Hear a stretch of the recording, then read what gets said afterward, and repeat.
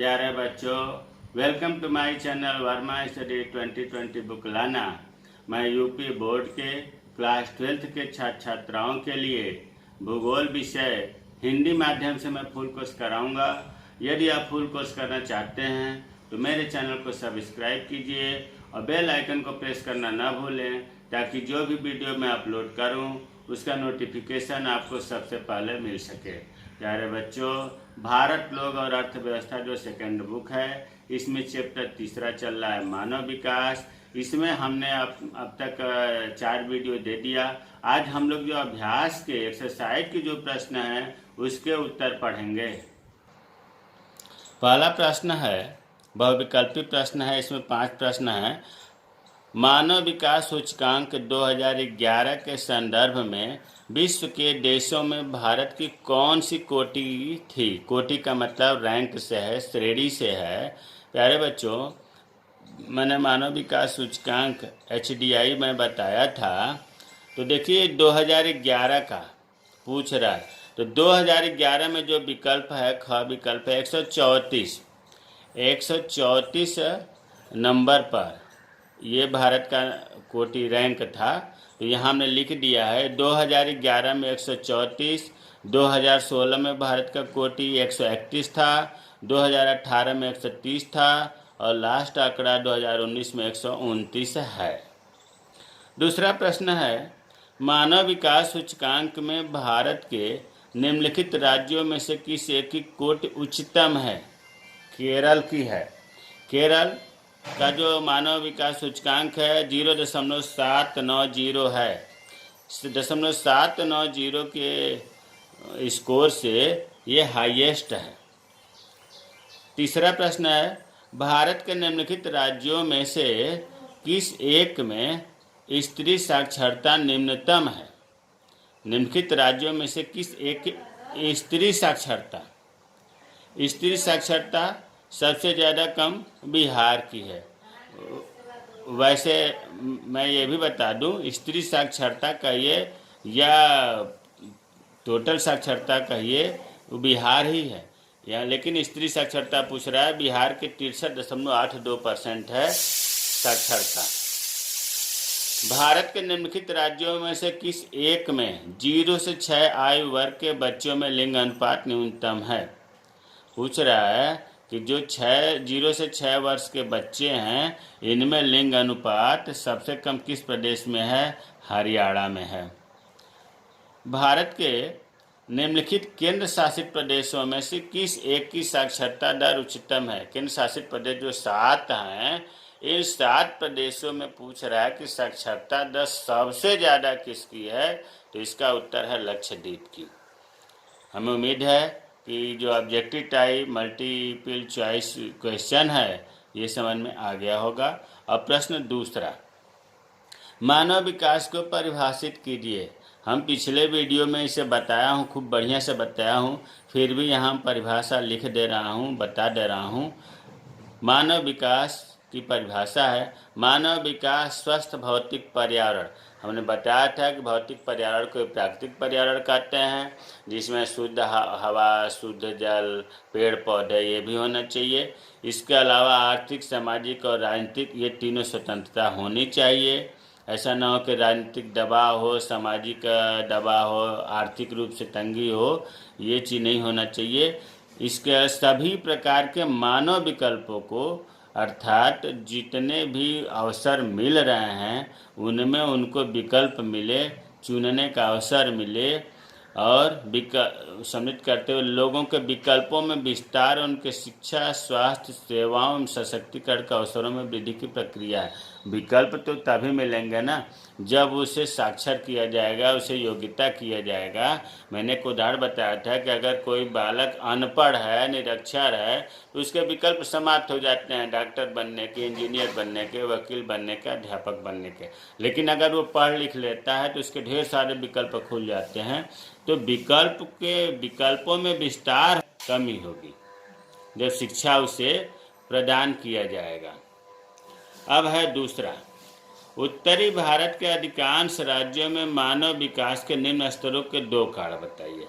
उत्तरी भारत में गरीबी या कहिए कि मानव विकास कम हुआ है, निम्न स्तर का है, इसके दो कारण पूछ रहा है।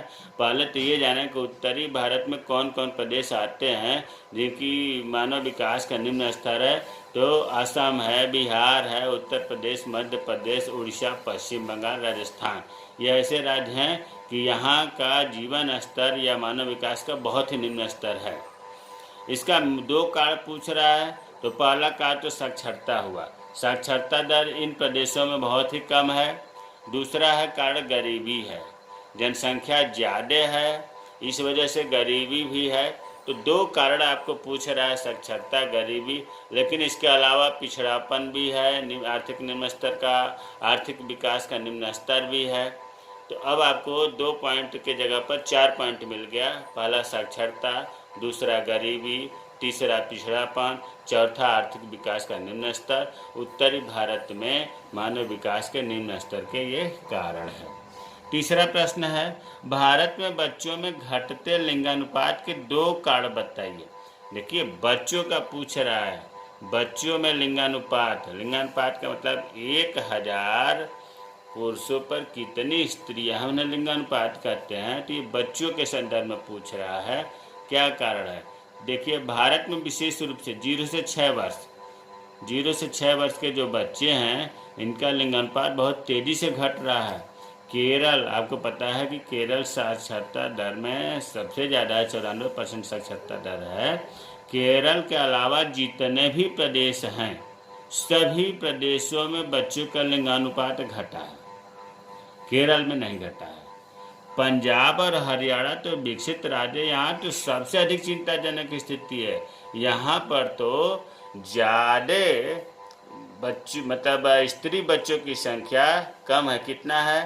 प्रति 1000 बालकों पर 800 बालिकाएं हैं।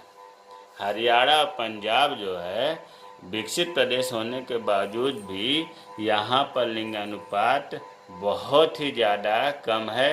1000 बालकों पर 800 बालिकाएं हैं। चलिए, ये तो जानकारी रही, लेकिन प्रश्न में है कि भारत में बच्चों के घटते लिंगानुपात के दो कारण बताइए। यहाँ कारण बताना है, न कि ऊपर जो आंकड़े लिखे गए हैं वो लिखना है। पहला तो है लिंग निर्धारण के वैज्ञानिक विधियाँ। प्यारे बच्चों, जो आजकल सेक्स डिटर्मिनेशन, बच्चों का लिंग पता करने की जो वैज्ञानिक विधियाँ आई हैं, इनसे जो पता चल जाता है कि कौन सा पुरुष है, या मतलब बालक है कि बालिका है, और उससे जैसे ही पता चलता है कि बालिका है, कन्या है, तो उसकी भ्रूण हत्या करवा दिया जाता है, जिससे लिंग अनुपात बहुत ही डिफरेंस हो रहा है। मतलब हम पहले विधि को ये भी कह सकते हैं कन्या भ्रूण हत्या।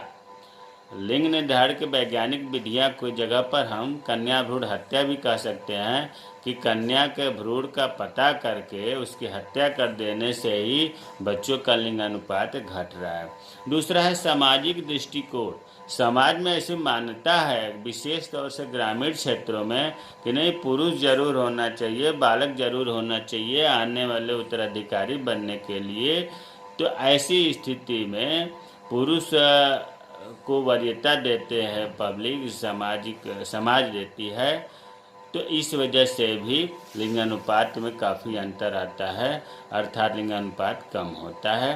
तो सामाजिक दृष्टिकोण को हम ये भी कह सकते हैं परिवार में पुरुष प्रधानता। तो दो कारण बताया गया। पहला कारण बताया गया कन्या भ्रूण हत्या, दूसरा बताया गया सामाजिक दृष्टिकोण या परिवार में पुरुष प्रधानता। ये बच्चों के लिंगानुपात घटने के दो कारण हैं। यहाँ तो बच्चों का पूछ रहा है। अगर केवल ये पूछा जाए कि भारत में लिंगानुपात घटने के दो कारण क्या है, तब भी यही चीज़ लिखा जाएगा। ये तो क्वेश्चन घुमाया जाता है कि आप कितने क्वेश्चन में फंस जाते हैं। अब ऐसा नहीं है कि अगर ये पूछा जाए कि पूछा जाए कि भारत में किस प्रदेश में महिला साक्षरता दर सबसे कम है, अभी बताया गया बिहार। अरे भाई, जहाँ पर टोटल साक्षरता दर कम है तो वहाँ पर महिला का भी कम होगा, स्वाभाविक है, पुरुष का भी कम होगा, स्वाभाविक है। तो ये तो क्वेश्चन घुमाने की बात है। अब यहाँ पर बच्चों के घटते लिंगानुपात पूछा है। अगर ये पूछ दे कि हरियाणा पंजाब में घटने का लिंगानुपात का क्या कारण है, यूपी में लिंगानुपात घटने का क्या कारण है, भारत में लिंगानुपात घटने का कारण है, तो यही दो विकल्प आएंगे। प्रश्न तीसरा, पहला है भारत में 2001 के स्त्री साक्षरता के स्थानिक प्रारूपों की विवेचना कीजिए और इसके लिए उत्तरदायी कारणों को समझाइए। ध्यान ये दीजिए कि लास्ट जनगणना जो हुआ है भारत की 2011 का हुआ है, उससे पहले 2001 में हुआ था। तो ये 2001 का पूछ रहा है, न कि 2011 का। उसमें भी स्त्री साक्षरता पर ही पूछ रहा है। स्थानिक का मतलब होता है लोकल। लोकल मतलब भारत के अंदर जितने प्रदेश हैं उन प्रदेशों की बात हो रही है कि स्त्री साक्षरता के बारे में बताइए। तो देखिए, भारत में जनगणना 2001 के अनुसार कुल साक्षरता दर 65.4% थी। ये 2001 के अनुसार। हमने जो है आगे यहाँ 2011 भारत में जनगणना 2001 के अनुसार साक्षरता दर 65.4% है और यहाँ 2011 का हमने लिखा है कुल साक्षरता दर यहाँ 74.04% है इस समय। दक्षिण भारत में अधिकांश राज्यों में कुल साक्षरता और महिला साक्षरता राष्ट्रीय औसत से उच्च। दक्षिण भारत, पूरे भारत को अगर हम दो भागों में बांट दें, दक्षिण भारत उत्तरी भारत, तो दक्षिण भारत के अधिकांश राज्यों में साक्षरता दर इतनी ज़्यादा है जो भारत की टोटल साक्षरता दर है या महिला टोटल साक्षरता दर है उससे ज़्यादा इन प्रदेशों में साक्षरता दर है। अगला है भारत के राज्यों में साक्षरता दर में व्यापक प्रादेशिक असमानता पाई जाती है। अभी हमने ऊपर भी बताया था कि जो व्यापक मतलब हर प्रदेशों में साक्षरता दर अलग अलग है, काफ़ी अंतर है। बिहार में देखो 47.53%, ये 2001 का आंकड़ा है। बिहार में सबसे कम साक्षरता है 47.53% और केरल में उस समय सबसे ज़्यादा 90.92% और मिजोरम में दूसरे नंबर पर 88.49% साक्षरता दर है। अगर इसी चीज़ को हम 2011 के आंकड़े लें तो वही चीज़ बिहार में 2011 में 63.82% है, अब भी कम। पहले से तो साक्षरता दर बढ़ी है 2001 से 2011 में, लेकिन अगर हम पूरे भारत के प्रदेशों की बात करें तो सबसे ज़्यादा कम बिहार में ही है। और केरल में उस समय 2001 में 90.92% था, अब 93.09% हुआ है। उस समय 88.49% था 2001 में और 2011 में 91.58% है। हमने ये लिख दिया कि आप तुलना कर सकते हैं और आसानी से 2011-2001 के आंकड़े याद भी हो जाएंगे।